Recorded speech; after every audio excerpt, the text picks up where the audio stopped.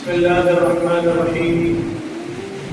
الحمد لله رب العالمين، والصلاة والسلام على سيد الأنبياء والمرسلين وعلى آله وأصحابه أجمعين. أما بعد، قابل قدر اساتذہ کرام اور عزیز طلبہ جامعہ ابو الحسن کا بزم ثقافت کا آج دوسرا پروگرام منعقد ہوا اور قلبی مسرت ہوئی، بے پناہ شادمانی ہوئی یہ سن کر کہ طلبہ عزیز نے بڑی بہتر اور عمدہ کارکردگی پیش کی. جہد مسلسل اور عمل پیہم انشاءاللہ آپ کو منزل مقصود تک لے جائے گا. آپ کی صلاحیتوں کو نکھارنے کے لیے، آپ کے اندر کے جوہر کو تراشنے کے لیے، اس کو مزید عمدہ اور بہتر بنانے کے لیے یہ ساری تگودوں اور کاوشیں ہو رہی ہیں. آپ اس سے فائدہ اٹھائیے.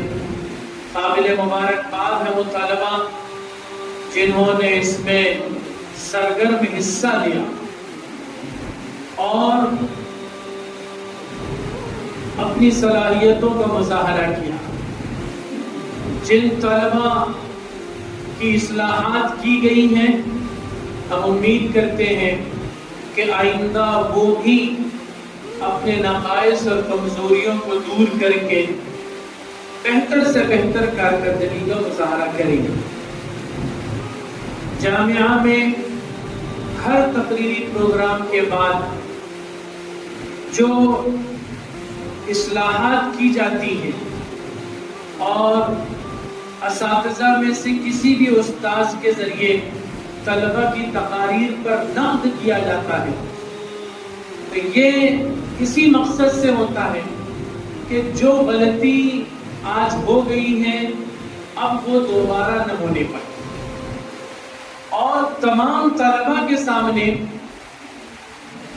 ان کمزوریوں اور نقائص کو بیان کیا جاتا ہے تاکہ وہی غلطی اگر کسی دوسرے سے صادر ہونے والی ہے تو وہ نہ ہو. اس لیے میں یہ سمجھتا ہوں کہ پروگرام کے آخر میں یہ جو نقد اور تبصرے کا سلسلہ ہوتا ہے یہ طلبہ کے لیے انتہائی مفید ہے. اس لیے جب نقد و تبصرہ کا یہ سلسلہ شروع ہو تو تمام طلبہ کو ہمدن گوش ہو جانا چاہیے، پورے طور پر متوجہ ہو جانا چاہیے. اس لیے نہیں کہ کس طالب علم کی کیا کمزوری ہے وہ ہم سنیں، بلکہ یہ جاننے کے لیے کہ کیا صحیح ہے اور کیا غلط ہے اس کو ہم سمجھ لیں تاکہ ویسی غلطی ہم سے صادر نہ ہو، اور جن سے صادر ہو چکی وہ دوبارہ اس کا اعادہ نہ کریں.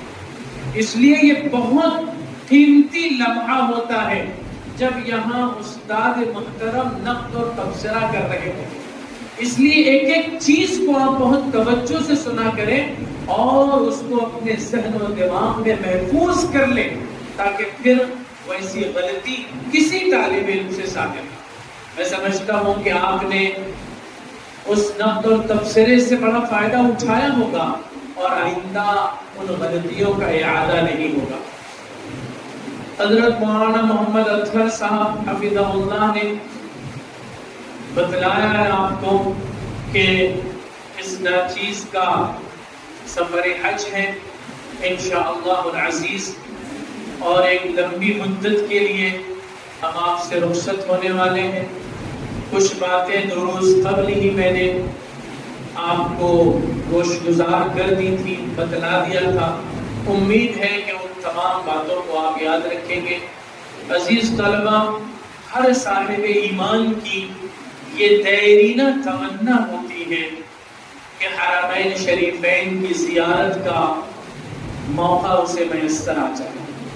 یہ بالکل فطری اور طبعی بات ہے، اور آپ کے اندر بھی یہ تمنا انگڑائی لینا چاہیے کہ حرمین شریفین کی اور حج و عمرہ کی سعادت آپ کو میسر آ جائے۔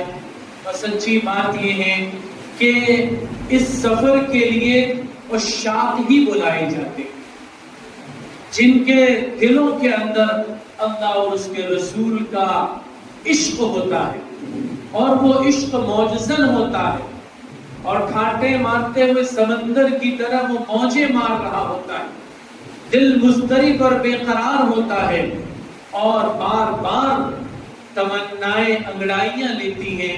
اللہ تبارک و تعالی اسباب و وسائل کی عدم فراوانی کے باوجود اللہ اپنے گھر کی زیارت اسے نصیب فرماتے ہیں۔ اور بہت سے وہ لوگ ہوتے ہیں کہ جن کے پاس اسباب و وسائل کی بہتان ہوتی ہے، لیکن عشق سے دل خالی ہوتا ہے، تمناؤں اور امیدوں سے سینہ خالی ہوتا ہے، تو پھر اسباب و وسائل کی فراوانی کے باوجود ان کو حرمین شریفین کی زیارت نصیب نہیں ہوتی۔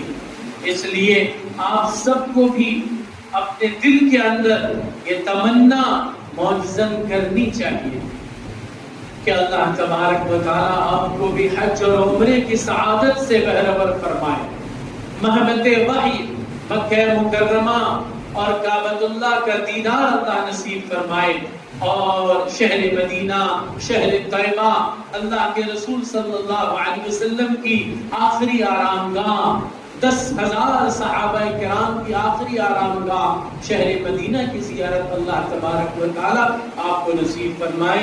اس کا تعلق دل کی بے قراری اور دل کی بے تابی سے ہوتا ہے۔ زمانہ طالب علمی میں اللہ کے فضل سے یہ بے قراری نصیب ہو گئی تھی، یہ تمنا دل میں انگڑائیاں لے رہی تھی، اور ہر وقت اس دعا کا اہتمام ہم کیا کرتے تھے کہ اللہ تعالیٰ جلد از جلد اس مقدس سرزمین کی زیارت نصیب فرمائے۔ الحمدللہ اس کا نتیجہ یہ رہا کہ 1997 کے اوائل میں ہماری فراغت ہوئی، اور 1998 میں ہی اللہ تبارک و تعالیٰ نے بے سر و سامانی کے باوجود، اسباب و وسائل کے فقدان کے باوجود، اللہ نے ایسی راہ اور ایسی سبیل پیدا فرما دی کہ 1998 ہی میں عین زمانے شباب میں، جس وقت کے ابھی شادی بھی نہیں ہوئی تھی، اللہ تبارک و تعالیٰ نے زیارت حرمین کی توفیق میسر فرمائی، اور وہ سفر ایک یادگار سفر تھا، اور ایک ایسا سفر تھا کہ جس میں اللہ تبارک و تعالیٰ نے ایسے اسباب مہیا فرمائے کہ کعبۃ اللہ کا دیدار تو ہر ایک کو میسر ہوتا ہی ہے، لیکن ملتزم سے چمٹ کر دیر دیر تک دعائیں مانگنے کی توفیق میسر آئی، اور میزاب رحمت کے نیچے تو آدھا آدھا گھنٹہ کعبۃ اللہ کے خلاف سے لپٹ کر دعاؤں کی توفیق میسر ہوئی۔ حتیم کے اندر جہاں اب جانا مشکل ہوتا ہے، بار بار حتیم میں جانا میسر آیا، اور طواف ایسے وقت میں طواف میسر آیا کہ ہم لوگ طواف کا 7 چکر 7 منٹوں میں بلکہ 5 منٹ میں کر لیا ہے، اور ہر طواف میں ہم حتیم کی دیوار سے قریب تر ہوا کرتے تھے، اور رکن یمانی کو چھونے کی ہاتھ لگانے کا بھی موقع میسر آ جایا کرتا تھا۔ البتہ حجر اسود کا بوسہ ہر شوط میں نہیں لے سکتے تھے، لیکن استلام قریب سے اور اس کو چھو کر میسر ہو جایا کرتا تھا۔ ایسی ترتیب کے ساتھ اللہ تبارک و تعالیٰ نے حج اور عمرے کی سعادت میسر فرمائی، اور وہ زمانہ تھا کہ جب مطاف کے اندر زیر زمین زمزم کا کنواں دکھائی دیتا تھا، وزائرین حرم اندر جا کر زمزم کے کنویں کو اپنی کھلی آنکھوں سے دیکھتے، اور صرف اتنا ہی نہیں، وہاں سیراب ہو کر زمزم پی بھی لیا کرتے تھے، اور زمزم کے پانی سے غسل بھی کر لیا کرتے۔ ایسے انتظامات تھے۔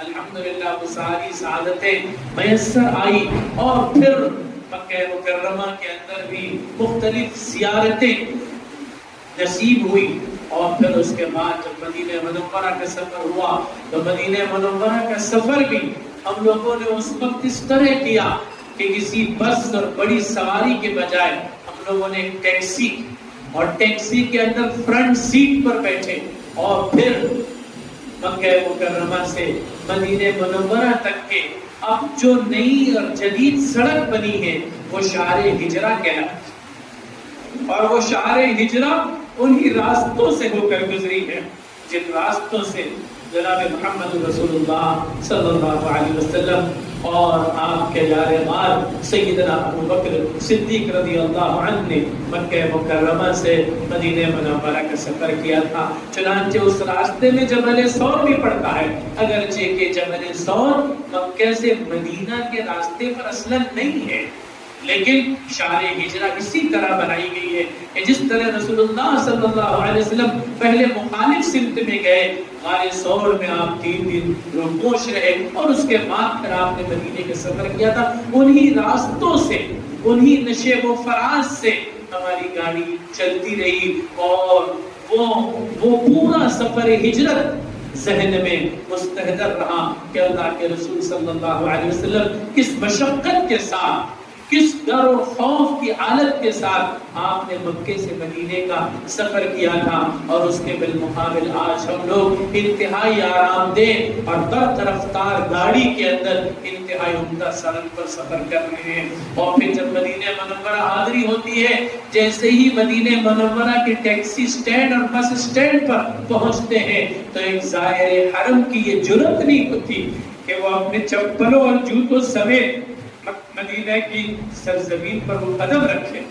چنانچہ آج بھی وہ کیفیت مستحضر ہے کہ جب ہم لوگ ٹیکسی سٹینڈ پر پہنچے، ٹیکسی رکی اور اب یہ کہا گیا کہ شہر مدینہ آ گیا ہے، آپ اتر جائیے، خدا کی قسم یہ جرأت نہیں ہوئی کہ اپنے جوتوں اور چپلوں سمیت ہم سرزمین مدینہ پر قدم رکھیں۔ تو اس وقت کیفیت یہ تھی کہ اپنے چپلوں کو ہم نے اپنے ہاتھوں میں لے لیا تھا اور ننگے پیر مدینہ کی اس سرزمین پر قدم رکھا کہ پتہ نہیں یہاں وہ کون سا خطہ ہوگا، بلکہ ہر خطہ اور ہر حصہ وہ سرزمین ہے کہ جس پر جناب محمد رسول اللہ صلی اللہ علیہ وسلم کے پیر مبارک پڑے، صحابہ کرام کے قدم پڑے ہیں۔ اس لیے اس وقت ہم لوگ بغیر چپلوں کے اسی طرح اتر کر اپنے قیام گاہ پر پہنچے حجر مسالے، اور وہاں پورے طور پر تیار ہو کر پھر مسجد نبوی کی زیارت کے لیے ہم لوگ آگے بڑھے۔ پورے طور پر قصد اور ارادہ تھا کہ ہم پیدل بھی جائیں گے، سر کے بل جائیں گے، سر کے بل جانا ممکن نہیں ہے تو بہرحال ہم پیدل ہی جائیں گے، لیکن اس پر راستہ طے کرنے کے بعد اچانک ایک گاڑی آ گئی اور ہمارے سامنے ٹھہر گئی۔ وہ بھوپال کے ہندوستان کے لوگ تھے اور انہوں نے کہا کہ نہیں، ہم آپ کو اپنی گاڑی پر مدینہ مسجد نبوی چھوڑنا چاہتے ہیں۔ ہم لوگوں نے ہزار انکار کیا لیکن وہ نہیں مانے، ان کا اصرار غالب آیا اور پھر اس گاڑی پر سوار ہونا پڑا۔ حی المسالے سے سوار ہو کر مسجد نبوی کی طرف ہم رواں دواں تھے، لیکن اس مہربان میزبان نے یہ کیا کہ اس درمیان جتنی زیارتیں آتی تھی، جتنے مقدس مقامات آتے تھے، ان مقامات کو وہ بتاتے، ہم تو چلے گئے، اور اس طرح ایک فائدہ یہ ہوا کہ ان مقدس مقامات کی زیارت ہوئی۔ بہرحال مسجد نبوی پہنچے، زیارتیں کی، صلاۃ و سلام کیا، اور اس وقت وہ سب سے زیادہ پرکیف لمحہ وہ تھا کہ جب رسول اللہ صلی اللہ علیہ وسلم کے روضہ اطہر پر صلاۃ و سلام کے لیے حاضر ہوئے تو وہاں آدمی کے جذبات بے قابو ہو جاتے ہیں، کسی کو ہوش ٹھکانے نہیں رہتے، لیکن وہاں پہنچ کر روضہ اطہر کی جالیوں کے سامنے جب صلاۃ و سلام پیش کرنے لگے تو وہاں روضہ اطہر کی جالی پر جو نظر پڑی تو وہاں وہ آیت شریفہ لکھی ہوئی تھی، اعوذ باللہ من الشیطان الرجیم وَأَنَّهُمْ إِذْ ظَلَمُوا أَنفُسَهُمْ جَاءُوكَ وَأَنَّهُمْ إِذْ ظَلَمُوا أَنفُسَهُمْ جَاءُوكَ فَاسْتَغْفَرُوا اللَّهَ وَاسْتَغْفَرَ لَهُمُ الرَّسُولُ لَوَجَدُوا اللَّهَ تَوَّابًا رَحِيمًا۔ موقع نہیں کہ اس آیت کی میں تشریح کروں، آپ دیکھ لیجئے گا، لیکن اس آیت پر نظر پڑی تو ایک دم سے طبیعت مزید متغیر ہو گئی اور یہ احساس ہوا کہ جہاں پہنچنا چاہیے تھا وہاں ہم پہنچ گئے، گناہوں کی گٹھری لے کر جہاں پہنچنا چاہیے تھا وہاں پہنچ گئے۔ اب اللہ سے بھی استغفار کرتے ہیں اور رسول اللہ سے بھی دعا کرتے ہیں کہ آپ ہمارے لیے استغفار کر دیں، اور اللہ کی بشارت ہے کہ جب ایسا ہوگا تو لَوَجَدُ اللَّهَ تَوَّابًا رَحِيمًا، وہ پائیں گے کہ اللہ توبہ کو بہت قبول کرنے والا اور بہت رحم کرنے والا ہے۔ اس آیت پر جب نظر پڑی تھی تو بالکل ایسا احساس ہو رہا تھا کہ پہلی مرتبہ یہ آیت نظر سے گزر رہی ہے، پہلی مرتبہ ایک دم سے ایسا لگ رہا ہے کہ آج تک تو ہم نے اس سے پہلے اس آیت کو پڑھا ہی نہیں تھا۔ حالانکہ قرآن کی پوری تفسیر ایک طالب علم پڑھ چکا ہوتا ہے عالمیت کا کورس مکمل کرنے کے ساتھ ساتھ، لیکن وہاں مقام اور حالت کی مناسبت سے جو اس آیت شریفہ پر نظر پڑی تو ایسا لگا کہ پہلی مرتبہ اس پر نظر پڑی ہے، اور اس وقت وہ واقعہ یاد آ گیا کہ حضرت ابوبکر صدیق رضی اللہ عنہ نبی کریم صلی اللہ علیہ وسلم کی وفات کے بعد جب آ کر انہوں نے یہ آیت شریفہ پڑھی کہ وما محمد الا رسول قد خلت من قبلہ الرسل الى آخر الآیہ، تو حضرت عمر رضی اللہ عنہ کو ایک دم سے ہوش آیا اور ان کو ایسا لگا کہ جیسے یہ آیت شریفہ بس ابھی نازل ہوئی۔ تو حضرت عمر کی جو کیفیت تھی اس وقت کہ یہ آیت شریفہ گویا ابھی نازل ہوئی، بالکل وہی کیفیت تھی۔ اب وہاں نازل ہونے کی بات تو نہیں کی جا سکتی تھی، لیکن اتنا سمجھا جا سکتا تھا کہ بس ایسا لگ رہا ہے کہ جیسے اس آیت شریفہ پر پہلی مرتبہ نظر پڑی۔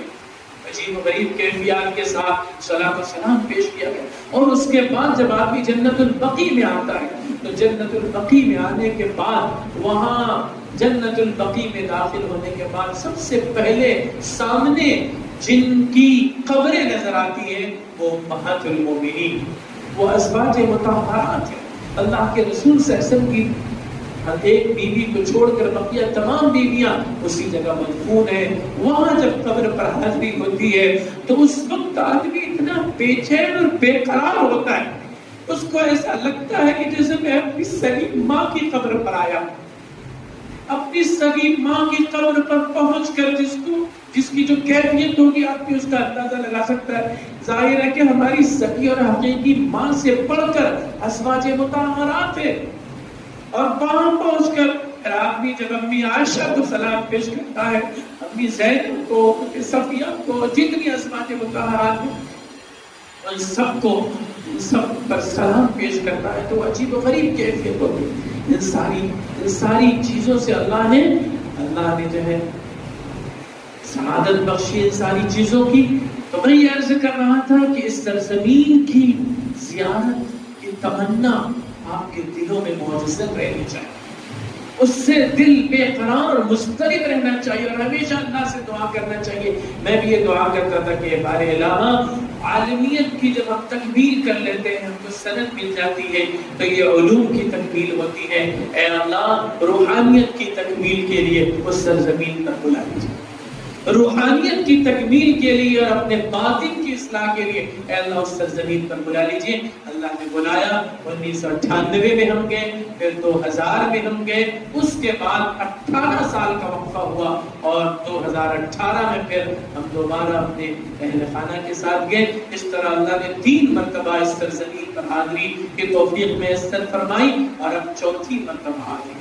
پچھلے جو 2 سفر تھے اس میں صلاۃ و سلام پیش کرنے میں کوئی تکلیف نہیں، اور ہم لوگ اکثر جو ہے قدمین مبارکین میں حاضر ہو جایا کرتے ہیں۔ اللہ کے رسول صلی اللہ علیہ وسلم کی جس طرف قدم مبارک ہے وہاں بھی مسجد کا حصہ ہے، اور وہاں بھی لوگ بیٹھ کر ذکر و تلاوت کرتے ہیں، تو زیادہ تر وقت جو ہے قدمین مبارکین میں گزرا کرتا تھا۔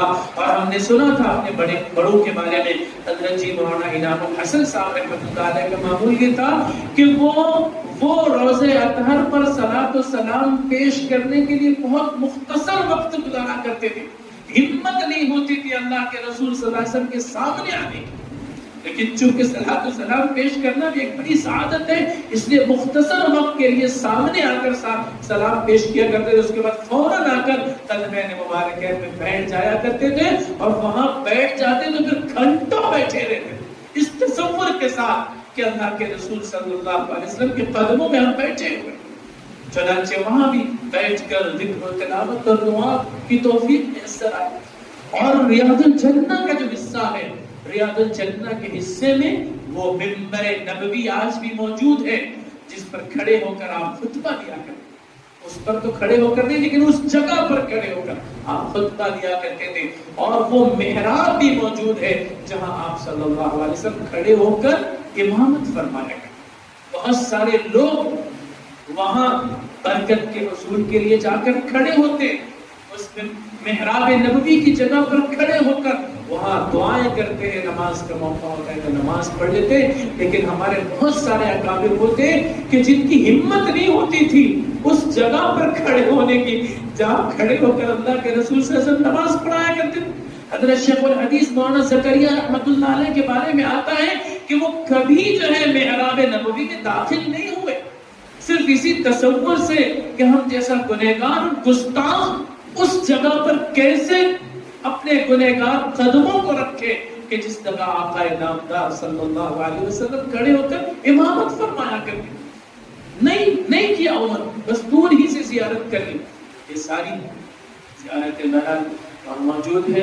عزیز طلبہ، حج بیت اللہ کے لیے یقیناً روانہ ہو رہے ہیں انشاءاللہ۔ ایک بڑا فریضہ ہے، اللہ نے اس فریضے کی ادائیگی کی سعادت بخشی ہے۔ آپ حضرات دعا کیجئے کہ اللہ تعالیٰ سفر کو آسان فرمائے اور حج کو حج مبرور بنائے، حج مقبول ہو۔ یہ اللہ یہ بڑی سعادت کی بات ہے۔ لیکن جو زائرین حرم ہوتے ہیں، اللہ کی بارگاہ میں جاتے ہیں، وہ محروم بھی نہیں رہتے۔ ظاہر ہے کہ ایک ایسے مہربان آقا کی بارگاہ میں جو پہنچے گا وہ کیسے محروم رہے گا۔ وہاں کی دعائیں مستجاب ہیں، مقبول ہیں۔ انشاءاللہ ہم آپ سب کے لیے دعائیں کریں گے، اساتذہ کے لیے دعائیں کریں گے، جامعہ کے لیے دعائیں کریں گے، اور یہ تو ہماری دعاؤں کا ایک لازمی حصہ رہے گا۔ میں آپ کو بتا رہا ہوں کہ 2018 میں جب ہم عمرہ کے لیے گئے تھے تو یہ جامعہ مانگ کر لائے تھے، یہ جامعہ مانگ کر لائے تھے۔ اس وقت جامعہ کی تعمیر کے لیے کچھ بھی ساز و سامان نہیں، ایک زمین مل گئی تھی جس کا صرف جو ہے سر کی بنیاد ہوا تھا، ہمارے پاس اسباب وسائل کچھ بھی نہیں تھے، اور ارادہ تھا 1.5-2 کروڑ روپے کی عمارت بنانے کا۔ لیکن یہاں سے طے کر کے گئے تھے کہ اللہ کے گھر جا رہے ہیں، خالی ہاتھ واپس نہیں آئیں گے، اور وہاں سے مانگ کر لائے۔ اور بار بار ہم مانگا کرتے تھے کہ اللہ 2 کروڑ کا بجٹ ہے، 2 کروڑ کی لاگت ہے، اے اللہ 2 کروڑ روپیہ دینا آپ کے لیے ایسا ہی ہے جیسے دنیا کے ایک بہت بڑے سخی کے لیے 2 روپیہ دینا۔ اس کے لیے جتنا 2 روپیہ دینا آسان ہے، اتنا آپ کے لیے 2 کروڑ روپیہ دینا آسان، اس سے بھی زیادہ آسان۔ پورے یقین کے ساتھ دعائیں کرتے تھے اور کیفیت بھی تھی، لے کر آئے، اور اللہ کے فضل سے یہاں آنے کے بعد اللہ نے راہ ہموار کی، اور یہ 1.5 کروڑ سے زائد لاگت کا یہ کیمپس بنا۔ اور اس بن جانے کے بعد پھر احساس ہوتا تھا کہ ہم نے مانگنے میں کوتاہی، 2 کروڑ مانگا، اللہ نے 2 کروڑ دے دیا، جامعہ بن گیا۔ زیادہ مانگے ہوتے تو زیادہ مل گیا ہوتا، لیکن انسان بہرحال انسان ہے۔ ایک فقیر بھی جو ہے اپنی بساط دیکھ کر ہی مانگتا ہے، بڑے سے بڑے سفیر کے دروازے پر جاتا ہے، لیکن وہ یہ بھی دیکھتا ہے کہ میری اپنی بساط کیا ہے مانگنے کی۔ ایک مرتبہ ایک شخص جو ہے ہارون رشید کے دربار میں حاضر ہوا، کچھ ایسا کام اس نے کیا کہ ہارون رشید خوش ہو گیا، اتنا خوش ہوا کہ اس نے کہا کہ مانگو کیا مانگتے ہو، مانگو کیا مانگتے ہو؟ تو اس نے کہا کہ مجھے 2 دینار دے دیجیے۔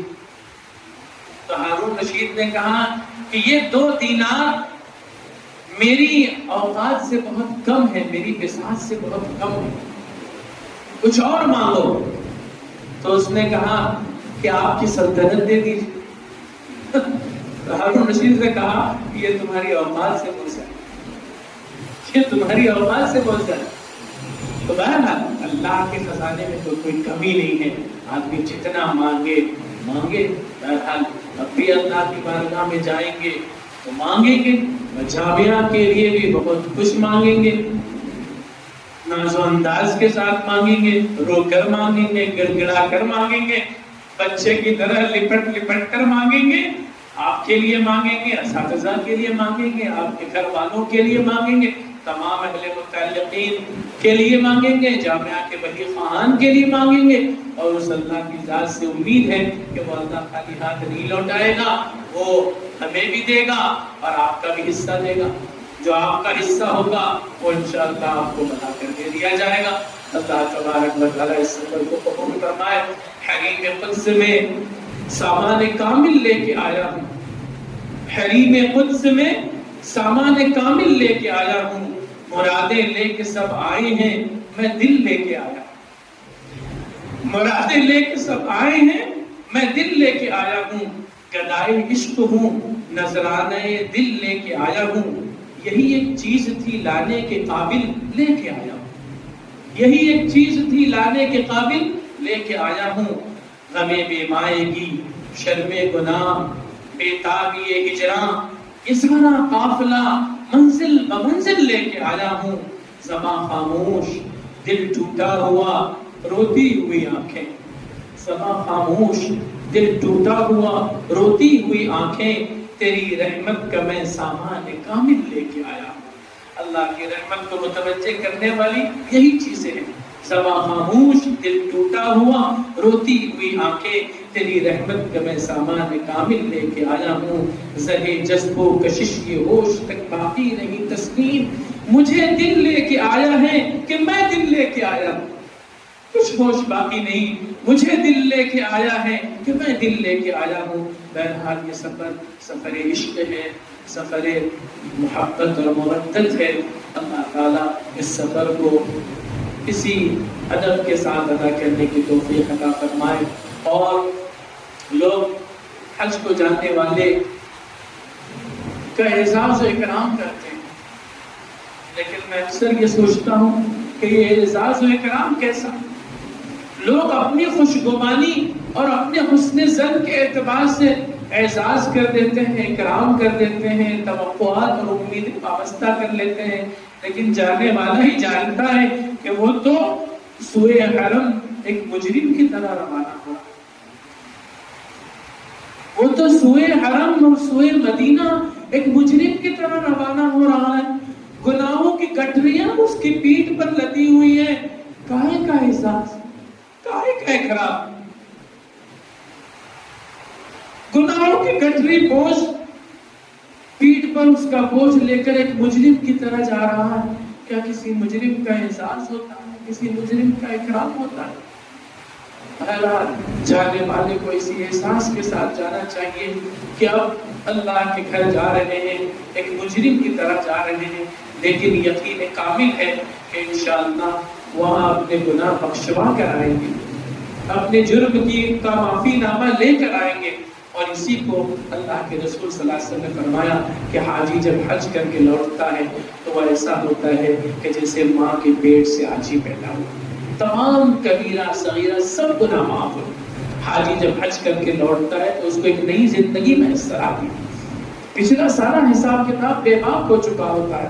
اللہ کی ذات سے یہی امید ہے کہ یہ سفر حج اگر مقبول اور مبرور ہوا تو ایک نئی زندگی میسر آئے گی, اور اس نئی زندگی میں کوشش کی جائے گی کہ پھر گناہ سرزد نہ ہو, اللہ کی نافرمانی کے کام نہ ہو. اللہ تبارک و تعالیٰ بے انتہا اور بے حد قبول فرمائے.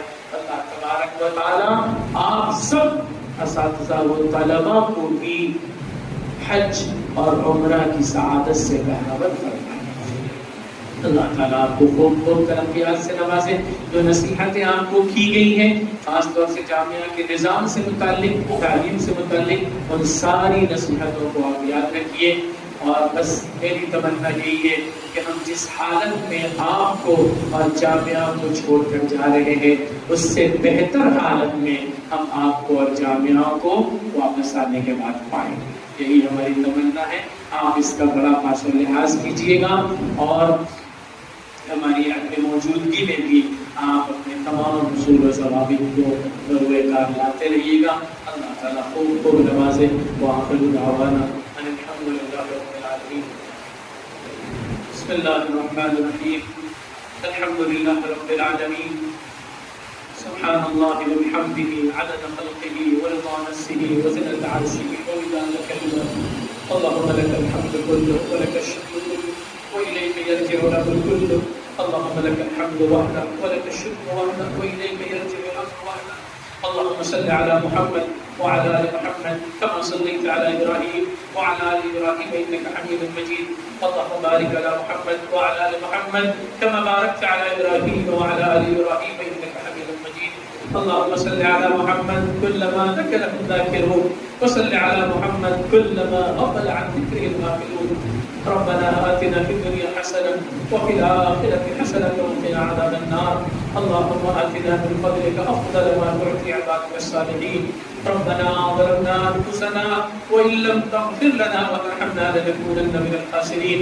اے اللہ ہمارے گناہوں اور خطاؤں کو معاف فرما دیجیے. اے اللہ ہم سب کی غلطیوں سے سر پہ نظر فرما دیجیے. اے اللہ ہم سرامہ گنہگار اور خطاکار ہیں. اے اللہ دن رات ہم سے گناہ سرزد ہوتے رہے. معاف فرما دیجیے. بار الہ معاف فرما دیجیے. اپنے قصور و قصوروں اور گناہوں کا اعتراف کرتے ہیں. اے اللہ معاف فرما دیجیے. آپ بہت معاف فرمانے والے ہیں. اے اللہ ہم سب کو معاف فرما دیجیے. اے اللہ جامعہ کے اساتذہ طلبہ سب کو معاف فرما دیجیے. اے اللہ ہم اقراری مجرم ہیں اب تک کے جو جرم سرزد ہوئے ہیں. اے اللہ معاف فرما دیجیے. سچی پکی توبہ کرتے ہیں. اچھا انسان بننے کا عزم محکم کرتے ہیں. اے اللہ گناہ نہ کرنے کا تہیہ کرتے ہیں. اے اللہ اے اللہ اے اللہ ہماری توبہ کو قبول فرما لیجیے اور گناہ کی عادت سے بچا لیجیے. آپ کے علاوہ کوئی نہیں بچا سکتا. آپ کے علاوہ کوئی نہیں بچا سکتا. سارے بنو آدم کے قلوب آپ کی 2 انگلیوں کے درمیان ہے. جس طرف چاہتے ہیں پھیر دیتے ہیں. اے اللہ ہمارے گناہ ہمارے دلوں کو نیکی اور طاعت کی طرف پھیر دیجئے. صراط مستقیم پر استقامت نصیب فرما دیجئے. اپنے نیک بندوں میں شامل فرما لیجئے. اپنا ولی بنا لیجئے. اے اللہ اپنا مقرب اور برگزیدہ بندہ بنا لیجئے. یہی چاہیے کچھ نہیں چاہیے. اے اللہ یہی چاہیے کچھ نہیں چاہیے. اے اللہ کچھ ملے نہ ملے آپ کا قرب مل جائے. آپ کی محبت کی لذت مل جائے. آپ کی ذات سے تعلق کا استحضار نصیب ہو جائے. اے اللہ ہمارے یہ طلبہ جوانی کی دہلیز پر پہنچے ہوئے ہیں. شیطان ان کو اغوا کر لینا چاہتا ہے. شیطان ان کو گناہوں میں ملوث کر دینا چاہتا ہے. جوانی کو برباد کر دینا چاہتا ہے. دامن کو داغدار کر دینا چاہتا ہے. لیکن اے اللہ شیطان کے پاس کوئی طاقت نہیں ہے. ساری طاقت آپ کے پاس ہے. سارے قلوب آپ کے 2 انگلیوں کے درمیان ہے. اے اللہ ہم سب کو بچا لیجئے. ہماری جوانی کو داغدار ہونے سے بچا لیجئے. اے اللہ اے اللہ اے اللہ ہماری حفاظت فرما دیجئے. گناہوں سے معصیتوں سے برائیوں سے حفاظت فرما دیجئے. اے اللہ ہم خود نہیں محفوظ رہ سکتے. اے اللہ دنیا میں قدم قدم پر گناہوں کے اڈے ہیں. قدم قدم پر گناہوں کے اڈے ہیں. بچنا مشکل ہے اے اللہ. لیکن آپ اگر بچا لیں تو اے اللہ پھر کوئی ہمیں گمراہ نہیں کر سکتا. اے اللہ بچا لیجئے. آپ نے بڑے بڑے گنہگاروں اور پاپیوں کو معاف کیا. اے اللہ آپ نے زانیوں کو اور ڈاکوؤں کو اپنا ولی بنا لیا ہے. ہمیں بھی اپنا ولی بنا لیجئے. برگزیدہ بنا لیجئے. اے اللہ اپنی محبت رب رسول صلی اللہ علیہ وسلم کی محبت دلوں کے اندر راسخ فرما دیجئے. دنیا کی محبت نکال دیجئے. اے اللہ دنیا کی محبت مغلوب فرما دیجئے. دین کی محبت دل کے اندر غالب فرما دیجئے. اے اللہ ہم ٹوٹے ہوئے دلوں کے ساتھ اور نمناک آنکھوں کے ساتھ بے قرار دل کے ساتھ ساتھ آپ سے یہ دعا مانگتے ہیں کہ اللہ ہم سب کو حرمین شریفین کی زیارت نصیب فرما دیجئے. اے اللہ حج اور عمرہ کی سعادت سے بہرور فرما دیجئے. اے اللہ سفر عشق کے لیے قبول فرما لیجئے. اے اللہ یہ سفر عشق وہ ہے کہ جو مال اور اسباب کو نہیں دیکھتا, جو وسائل کو نہیں دیکھتا. اے اللہ یہاں تو بس وہ محبت کام آ جایا کرتی ہے. اے اللہ ہمارے دلوں کے اندر بھی آپ کی ذات سے, رسول اللہ صلی اللہ علیہ وسلم کی ذات سے وہ عشق اور محبت پیدا فرما دیجئے جو ہم کو مکہ اور مدینے تک کھینچ کر لے کر چلی جائے. اے اللہ قبول فرما لیجئے. اے اللہ ہماری دنیا اور آخرت دونوں بنا دیجئے. اے اللہ اس وقت تو دونوں بگڑی ہوئی ہے. اے اللہ اس وقت تو ہماری دنیا میں بگڑی ہے, آخرت بھی بگڑی ہے. اور اے اللہ نہیں معلوم کب زندگی کی آخری سانس آ جائے, موت کب آ جائے نہیں معلوم. اے اللہ ابھی اصلاح فرما دیجئے. اے اللہ ابھی اصلاح فرما دیجئے. اے اللہ دین کو بھی بنا دیجئے, دنیا کو بھی بنا دیجئے. اے اللہ ہماری نیتوں کو خالص کر دیجئے. اے اللہ نیتوں کو خالص کر دیجئے اور دلوں کے اندر جو برے جذبات ہیں اللہ ان سب کو ختم فرما دیجئے, ظاہر فرما دیجئے. اے اللہ آپ کے نیک اور بدگزیرہ بندے کیسی مزے کی زندگی گزارتے ہیں, ویسی اطمینان, سکون اور طمانینت والی زندگی ہمیں عطا فرما دیجئے. اے اللہ ہم میں سے ہر ایک کو اپنا مقرب بنا لیجئے, اپنا پسندیدہ بندہ بنا دیجئے. ہر طرح کی گمراہی سے, انحراف سے اللہ بچا لیجئے. اور اے اللہ ہماری جتنی جائز مرادیں اور تمنائیں ہیں وہ بھی پوری فرما دیجئے. ہم میں سے, ہمارے ان عزیز طلبہ میں سے ایک ایک کی اپنی اپنی تمنا ہے, اپنی اپنی مراد ہے, اپنی اپنی حاجت اور ضرورت ہے. اے اللہ آپ سب کو جانتے ہیں, ان تمام حاجتوں اور ضرورتوں کو پورا فرما دیجئے. اے اللہ بعض بچے اپنے والدین کے لیے دعائیں کروا رہے ہیں, بعض بچے اپنے رشتہ داروں کے لیے دعائیں کرا رہے ہیں. اے اللہ ان بچوں کے لیے ان کے ماں باپ بہت بڑی دولت ہے اس دنیا کے اندر. اے اللہ ان تمام بچوں کے ماں باپ کو سرفروغ فرما دیجئے, ان کو صحت, تندرستی اور عافیت نصیب فرما دیجئے. ان کو اچھا رکھیے, ہر طرح سے ان کو اچھا رکھیے, ان کے گھر والوں کو اچھا رکھیے, ان کے خاندان والوں کو اچھا رکھیے. سب سے کٹ کر انہوں نے حصول علم کا فیصلہ کیا ہے, ان کے اس فیصلے کو ممکن بنا دیجئے. اے اللہ ان طلبہ کو بہترین عالم دین اور داعی اسلام بنا دیجئے, شریعت کو ترجمان بنا دیجئے. اے اللہ اپنی قربانیوں کے ساتھ یاد رہتے ہیں, اپنے خواہشات اور اپنی تمناؤں کو کچل رہے ہیں. اے اللہ رکو سکو کھا لیتے ہیں, کبھی کبھی بھوکے رہ جاتے ہیں, کھانا ختم ہو جاتا ہے یہ بھوکے رہ جاتے ہیں. اے اللہ ان کی قربانی کو قبول فرما دیجئے. ان پر سختیاں کی جاتی ہیں اس کو جھیل جاتے ہیں. اے اللہ اپنے اساتذہ کے حقوق کے سامنے بھی چھے رہتے ہیں, قبول فرما لیجئے. اے اللہ یہی تو متاع گراہ ہے, اے اللہ اس کو قبول فرما دیجئے اور ان کے حق میں اس کو ترقی درجات کے ذریعہ بنا دیجئے. اے اللہ ان کو بلند درجات پر فائز فرما دیجئے, ہم سے اونچا بنا دیجئے, ان کو ہم سے آگے پہنچا دیجئے. ہم جو کام نہیں کر سکے ان سے کرا دیجئے, ہم جو نہیں کر سکے ان سے کرا لیجئے. اے اللہ ان کو جامعہ کا دست و بازو بنا دیجئے, ان کو جامعہ کی خبر گیری کرنے والا بنا دیجئے. اے اللہ ان سے سارے عالم میں دین کا دعوت کا کام لے لیجئے. ہماری تمنا اور امیدوں کا مرکز اب یہی ہے. اے اللہ عمریں ڈھل رہی ہے, عہد شباب ڈھل رہا ہے, اب تمنا ہے امیدیں انہی طلبہ سے وابستہ ہیں, ان کو استقامت نصیب فرما دیجئے. ان کو ظاہر و باطن کی دولتیں بیش بہا نصیب فرما دیجئے. اے اللہ قبول فرما لیجئے. ہمارے اساتذہ کی محنتوں کو قبول فرما لیجئے. اے اللہ ان اساتذہ نے اپنی جوانی لگائی ہے, اپنی زندگی کا بہترین دن انہوں نے یہاں صرف کیا ہے, اور جوانی کی خواہشات اور تمناؤں کو انہوں نے رونا ہے, کچلا ہے. اے اللہ جامعہ کے خاطر انہوں نے بڑی قربانیاں دی ہیں, قلیل تنخواہوں پر انہوں نے جو گزارا کیا ہے. اے اللہ ان کی قربانیوں کو قبول فرما لیجئے, اور اے اللہ ان کو فراوانی عطا فرما دیجئے.